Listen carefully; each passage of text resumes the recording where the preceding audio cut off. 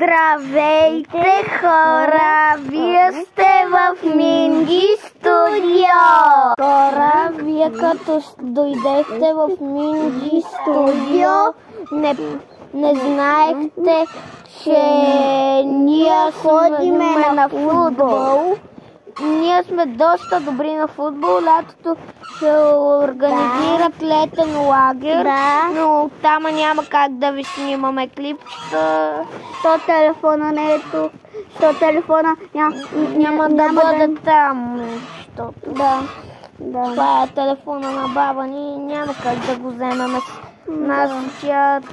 Няма или да може да го сложим там. Ти си ненормален.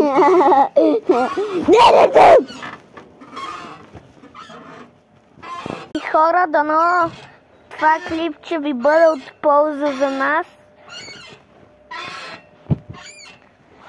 И дано стане някой ден чудо, че да получим златния бутон.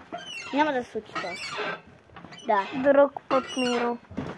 Ще се случи някой ден. Ютубъри. Нашите абонати са най-добрите. Айде! Кавички. Ти си в кавички най-глупави.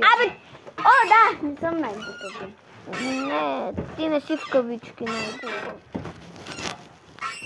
Благодаря ви, фенове, за това. А сега ще ви снимам игрището ни, по-скоро не игрище, а нещо подобно на игрище, където рихтаме.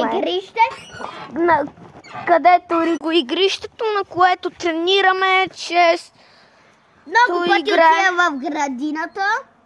Да, там и ето при кокошките. Да. Много често я ритам аз. Да.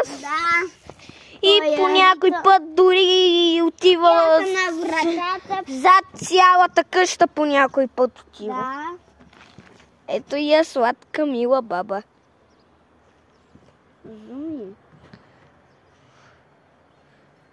Ето я баба ми. Бере картофки, май. Не бере картофки. Сега, хора, тук е цветя. Тук са цветя, а това е пътечка, където ми е кръка. Да, но не знам. Ето цветя.